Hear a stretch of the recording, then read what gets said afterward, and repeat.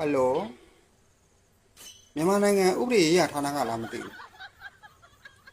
တခုလောက်အကြံပြုတောင်းဆိုခြင်းလို့ပါဖြစ်စဉ်ကတော့ဒီလိုပါမနေ့မိုးလင်းလို့လိုင်းဖွင့်ပြီးဆိုတာနဲ့အသက်35နှစ်အောက်မိန်းကလေးတွေကိုတိတ်မတွေ့ရတော့ဘူးအသက်35နဲ့50ကြားမမကြီးတွေအန်ဒီကြီးတွေပဲတက်လာတော့တွေ့နေရတယ်ကြာလာတော့အမြင်ကတ်လာပြီအဲ့ဒါကြောင့်မလို့စစ်မှုထမ်းဥပဒေမှာအမျိုးသမီး35နှစ်ကနေ50ကြားအဲ့လိုအမျိုးသမီးတွေကိုစစ်မှုမထမ်းမနေရဥပဒေ